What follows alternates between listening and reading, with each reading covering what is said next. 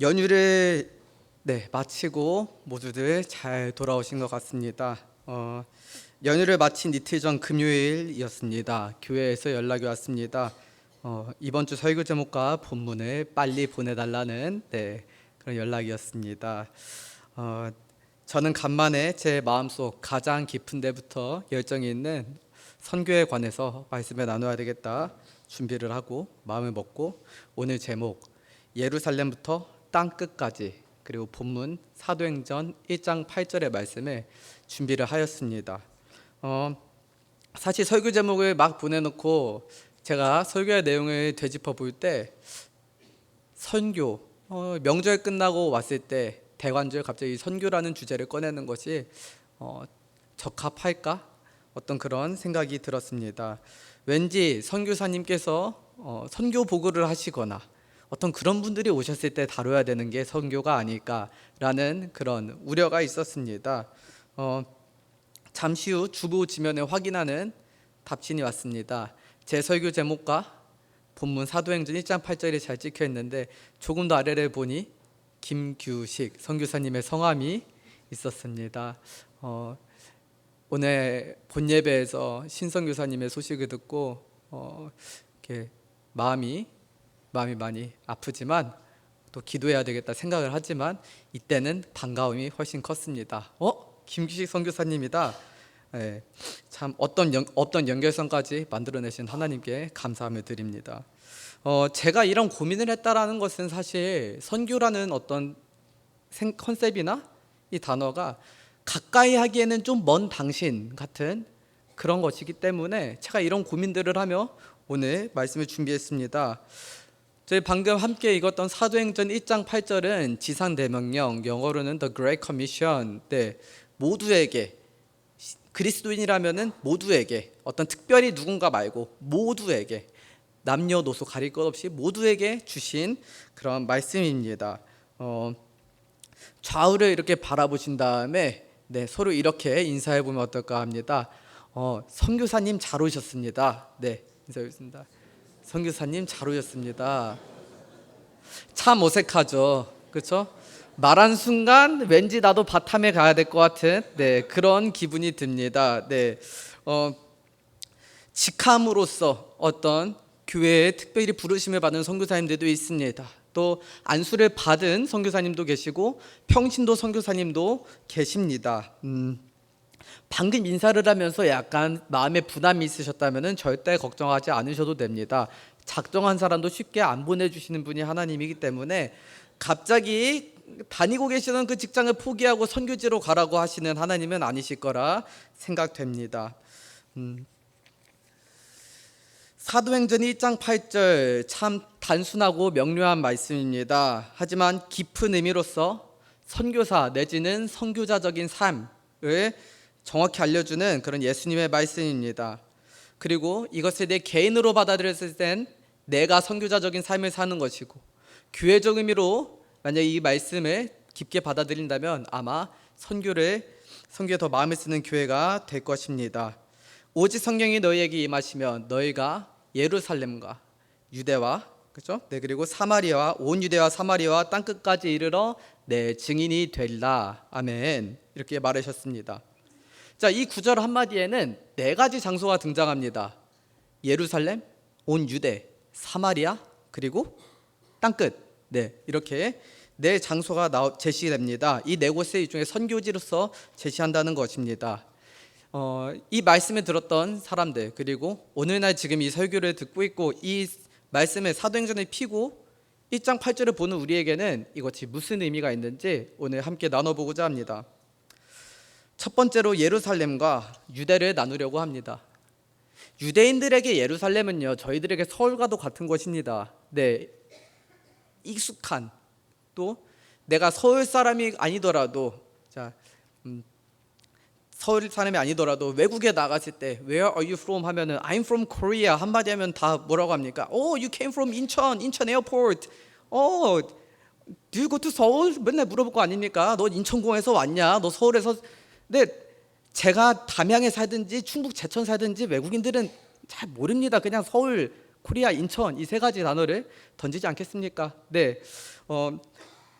여기서 말하는 예루살렘은 바로 유대인들의 본향이고 내 가족, 내 친구들, 내 옆에 있는 가까이 있는 사람들을 지칭합니다. 그래서 예수님은 이들에게 가서 나의 증인이 되라고 합니다. 네, 선교의 시작은 거창하게 멀리 있는 누군가에게 무언가를 전하기 전에 내 예루살렘, 나의 서울, 나의 고향시, 내 옆에 있는 나랑 항상 피부를 맞대고 얼굴을 맞대고 대화하는 그 사람들에게 예수를 전하는 것입니다. 요한복음 13장 34절부터 35절 말씀을 좀 나누겠습니다. 새 계명을 너희에게 주노니 너도 사랑하라. 내가 너희를 사랑한 것 같이 너희도 서로 사랑하라. 너희가 서로 사랑하면 이로써 모든 사람이 너희가 내 제자인 줄 알리라. 네, 저희들이 먼저 사랑하는 것이 선교의 시작이라 생각됩니다. 살고 계신 그 삶의 터전, 내가 아침에 눈 뜨고 자녀들에게 식사를 준비해 주신다면은 가족이 첫 선교지고요. 그리고 사랑스러운 아내, 그리고 정말 존경하는 우리 부모님이 해주신 그 식사를 하고 학교로, 직장으로 나간다면은 그곳이 바로 또 예루살렘일 것입니다. 내가 매일매일 가는 그곳이 바로 선교지라는 것입니다. 한편 유대는 가깝고도 먼 사이를 의미합니다. 같은 민족이지만 지역이나 정서적으로 떨어진 나와 어떤 거리감이 있는 사람들을 말하는 것이죠. 우리는 같은 곳에서 살지만 어떤 지역적 차이나 아니면은 어떤 사상적 차이나 여러 가지로 인해서 거리감을 느끼는 그런 사람들이 있을 수 있습니다. 근데 예수님께서는 너가 마음에 들고 너가 속 편하고 너가 대하기 편한 사람들한테만 복음 전해라고 가르치지 않으셨습니다. 모두에게 가서 그런 사람들에게도 가서 복음을 전하라고 하였습니다. 국내를 선교한다라는 개념에 대해서 나누면서 조사를 해봤습니다. 우리나라가 나라 전체로는 복음화율이 꽤 높은 편이지만 경상남도와 제주도는 복음화율이 10%가 되지 않는다고 합니다. 소위 우리가 어떤 외국에 있는 개발도상국이 됐건 아니면 미전도 종족이라고 하는 그 수준과 비슷하다는 말입니다. 그리고 청년 세대의 복음화율은 더욱더 심각하다고 합니다. 20대 교회 출석률은 약 3%, 30대는 4%라고 합니다. 제가 30대입니다. 저도 제 친구들을 전도해야 될 것 같습니다. 지나가다가 교회에서 청년들을 본다면 특히 우리 충정교회에 청년들이 많이 있는 것은 기적 같은 일입니다. 우리가 이런 교회들, 우리가 복된 충정교회에 있으니까 충정교회처럼 다들 많겠지 생각할 수 있지만 청년들이 없어져서 청년들 수가 너무 적어서 청년부가 없어지고 하는 그런 교회들이 있습니다. 혹여나 지나가다가 어떤 청년 지체를 꼭 보신다면은 미전도 종족 선교사님이시다. 20대와 30대 청년이란 분들을 선교할 수 있는 그런 분들이다 생각하고 흐뭇하게 바라보시며 언제나 격려하는 마음으로 이끌어 주시기 바랍니다. 특별히 고등부 친구들 보고도 예비 선교사님들이라 생각해 주시고 귀하게 대해 주시면 참 감사하겠습니다. 나에게 익숙한 예루살렘과 온 유대를 나눠봤습니다. 그렇다면 사마리아와 땅끝은 또 무슨 의미가 있을까요? 사마리아는 일단 우리가 좀 달가워하지 아니하는 사람들을 의미합니다. 네, 유대인들에게 사마리아 사람들은 전쟁으로 인해 피가 섞이고 하나님께 예배드리러 간다지만 저들은 하나님이 저들 예배는 받지 않으실 거야, 뭔가 불결할 거야 라고 생각하던 그런 사람들입니다. 오늘날 우리의 사마리아는 다문화 가정과 외국인 이웃들입니다. 그들을 편견 없이 바라보고 사랑의 눈으로 바라보고 허물없이 대할 수 있을 때, 허물없이 대할 때, 그럴 때 선교라는 것이 일어납니다. 제가 미국에 있을 때 당연히 백인 친구들 중에 99명은 다 좋은데 한 명의 인종차별주의자 친구가 꼭 있었습니다. 네. 하지만 그 친구를 처음에는 되게 정자였는데 한국에 돌아와서 다시 살고 지냈는데 저희 나라도 인종차별에서 그렇게 자유로운 사람들은 아니다라는 안타까운 생각이 들었습니다. 지나가다가 어떤 유럽계 백인들이나 그런 사람들을 볼 때 우리가 기본적으로 드는 생각과 어떤 흑인분들 중에 특히 험산구에서 어떤 흑인분을 뵙거나 아니면은 동남아 사람들을 볼 때 똑같은 마음과 똑같은 시선으로 보고 있었나? 요즘엔 많이 좋아졌는데 제가 어릴 때만 해도 개그 콘서트에 사장님 나빠요 라고 하고 외국인 노동자의 어떤 입장을 대변하는 그런 코미디 프로가 있었습니다. 인식이 그랬다고 생각이 됩니다. 근데 그들은 나와 다른 사람이야 라고 판단하고 그런 눈으로 바라보면서 어떻게 그들에게 무슨 예술을 전합니까? 인격적으로 대하지도 않고 사람 대 사람으로 보지도 않는 사람들에게 무슨 예술을 전합니까? 그런 상태에서 교회 가자고 하면은 마음이 어떻게 동하겠습니까? 사마리아는 내 생활권, 문화권, 언어권 밖에 있는 사람들을 의미합니다.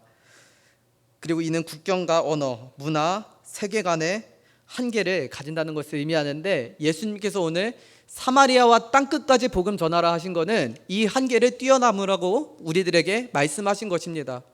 한계를 뛰어넘어라. 너의 편견, 너가 그동안 갖고 있던 관점 뛰어넘어라. 그렇게 말씀을 하셨습니다. 마태복음 28장 19절 20절은 이와 같이 말합니다. 그러므로 너희는 가서 모든 민족을 제자로 삼아 아버지와 아들과 성령의 이름으로 세례를 베풀고 내가 너희에게 분부한 모든 것을 가르쳐 지키게 하라. 볼지어다 내가 세상 끝날까지 누구와 너희와 함께 있을지어다. 아멘. 예수님께서는 다른 출신들의 사람들, 나와 피부가 다른 그 사람들에게도 가서 제자 삼고 말씀을 가르치라고 하셨습니다. 어쩌다 살다 보니 그러려고 그랬겠습니까마는 우리가 한국 사람으로서 한민족을 전도하고 같은 한국 사람끼리 제자 만들고 성경을 가르치는 일은 계속 해왔지만 해외에서 온, 예수님 모르는 나라에서 온 어떤 한 사람을 전도하고 변화시켜 본 경험이 있으신지요? 네, 희박할 거라 생각이 됩니다. 외국인 인구가 많이 늘어납니다. 난민들이 오고 다양한 사람들이 오는데 이들이 일으키는 사고도 있고 부정적인 측면들도 분명히 있습니다. 저희 처가가 안성인데, 아내가 살던 동네가 이제는 터키 사람들, 히잡을 쓴 그런 사람들이 되게 참 많이 들어왔습니다. 외국인 노동자들이 많이 들어왔는데 담배도 많이 피고 분위기가 슬럼화가 되었습니다. 그걸 보면서 다들 저기는 살기 싫은 동네야. 저 외국인들 많아서 동네가 안 좋아졌어. 라고 그런 이야기를 할 때, 그런 사람들이 와서 안 좋아졌으면은 그들에게 복음을 전해서 그들이 예수를 믿고 담배도 끊고 그들이 좀 더 사회와 동화돼서 자기들끼리만 따로 슬럼화되지 않은 현재 한국 사람들과 함께 잘 지내면은 그런 말이 없어질 텐데 왜 그런 눈으로만 바라볼까라는 그런 안타까운 생각이 들었습니다. 다시 정리하자면 예루살렘과 유대는 우리 삶의 자리, 직장, 가정, 청년 세대, 우리 한국 사회를 의미하고, 또 사마리아와 땅끝은 국경과 문화의 장벽을 넘어 다문화와 세계를 향한 복음화의 확장을 의미합니다. 복음은 가까운 데서 시작돼서 땅끝까지 나아가야 합니다. 내가 나의 가족들, 내가 우리 다락방 내지는 우리 전도회 형제 자매들과 이 사내의 교제를 나누는 것이 끈끈해질 때 이제는 그것이 밖으로도 더 뻗어나갈 수 있어야 한다는 것입니다. 이것이 주님께서 교회와 예수 그리스도를 믿는 저희들 모두에게 주신 사명임을 믿습니다. 예수님의 이 명령을 저는 되게 진지하게 받아들였습니다. 성경 66권에 얼마나 많은 구절이 있습니까? 얼마나 귀한 구절이 있는데 저에게는 이 말씀이 정말 진지하게 다가왔습니다. 그리고 CEM은 이런 저에게 너무나도 어떤 안성맞춤이었던 그런 예배였습니다. 지금도 그러합니다. CM은 충정교회가 세운 작은 교회 같습니다. 교육부서도 있는데 작년 어른들끼리 모여서 예배를 드리는 두 예배가 존재합니다. 키즈 CM에서 아이들은 열방과 민족을 품는 법을 배웁니다. 꼭 한국어가 아니어도 다른 나라 사람들은 이렇게 예배 드리겠구나를 배우게 됩니다. 라이프 CM은 해외에서 신앙생활하다 귀국한 사람들, 아니면은 방학 한 달, 한 주 잠깐 나와서 친척을 뵈러 갔던 크리스천들, 내지는 나도 선교적 크리스천으로 살고 싶다는 사람들이 어찌저찌 모이게 된 그런 예배입니다.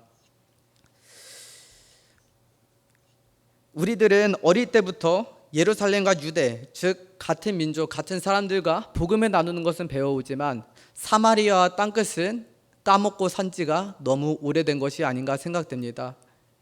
인터넷은 발전하고 유튜브로 정말 다른 나라에 있는 어떤 사람들의 컨텐츠를 편하게 보고, 넷플릭스나 영화관도 아닙니다. 이제는 방에서 안방에 앉아서도 프랑스나 독일 등에서 만든 드라마 등을 편하게 볼 수 있는 세상이 왔지만, 그런 세상 안에서도 우리는 복음을 어디까지만 제한해 두고 살고 있지는 않았나 돌아보는 시간을 가져봅니다.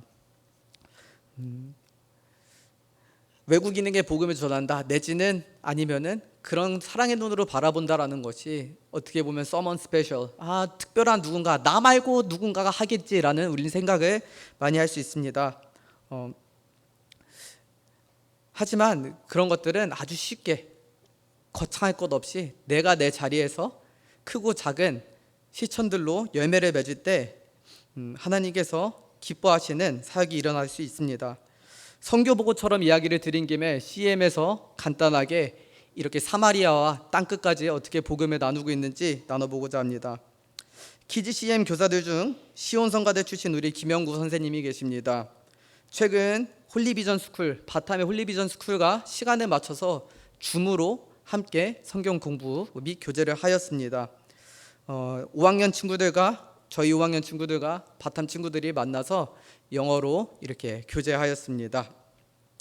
라이프 CM에는 현재 야쿤 목사님께서 이끄시는 바이블 스터디에 파키스탄에서 온 로저 유누스라는 형제가 있습니다. 식당에서 일을 하고 있는 것 같은 이 청년은 자신의 이 작은 알바비를 모아서 나중에 파키스탄에 기독교 학교를 짓고 싶다고 합니다. 기독교가 박해받는 그 땅에서 그렇게 하고 싶다고 합니다. 야쿤 목사님도 언젠가는 고국에 돌아가서 기독교 학교를 세우고 교회를 세우고 싶다 하십니다. 조홍철 지사님이 스페인으로 떠나기 전에 만들고 현재 배세견 지사님께서 인도하시는 UAJ라는 소그룹이 있습니다. 우리 아직 젊음의 약자입니다. 네, UAJ. 홍콩에서 온 체리라는 자매가 여기서 신앙을 나누며 성장하고 있습니다. 홍콩이 중국에게 완벽히 돌아간 뒤로 신앙생활을 하기 좋은 곳이 아니게 되며 신앙의 자유를 조금 더 찾아 한국에 왔습니다. 네, 여기서 성장하고 있습니다. 사마리아 땅끝을 만날 수 있는 곳이 바로 이곳이 아니었나라고 저는 다시 생각해 봅니다. 주님의 지상된 명령을 진지하게 생각하며 CM을 5년 차쯤 하였을 때였습니다. 선배 목회자분과 만나서 식사를 하는데 나면 이제 영어 예배는 좀 그만할 때가 되지 않았나, 나중에 너 다른 사역지 갈 때 영어 예배만 했다고 하면은 그 이미지 제 특이하네 이렇게 돼. 그러니까 중등부나 고등부나 좀 다른 데 좀 이렇게 하려고 이야기해봐 라고 했습니다. 근데 저에게는 이 말씀, 그 말씀 저를 위해서 한 말 맞죠. 맞습니다. 그리고 틀린 말도 아니었습니다. 그런데 저한테는 이 사도행전 1장 8절에서 특히 사마리아 땅끝을 복음을 전해야 되는 이 제 생각 안에서는 그런 것, 조금 거칠게 말하면 그 땅은 별로 중요하지 않았습니다. 내가 하나님께서 나한테 맡겨주신 바가 있고 또 이게 모두가 하기 아직 부담스러워하는 건데 나라도 열심히 해서 언젠가 한번 나눌 기회가 될 때 나눠야지 라는 생각으로 8년째 CM에 있었습니다. 형태는 다를지 모릅니다. 모두가 CM에서 예배드립시다 이런 말을 하려는 것이 아닙니다. 하지만 내 옆집에 누군가 이사 왔을 때 나와 다르게 생겼네 내지는 어느 음식점에 갔을 때 아르바이트를 하고 계신, 요즘에는 한식집에도 그쵸? 베트남 분 이런 분들이 안녕하세요, 네 계산하겠습니다 이렇게 많이 하지 않습니까? 그런 사람들 볼 때 사랑의 눈으로 보고 어머 저 집 여러 번 갔다가 전도해야지 이런 생각 한번 꼭 해보시기 바랍니다.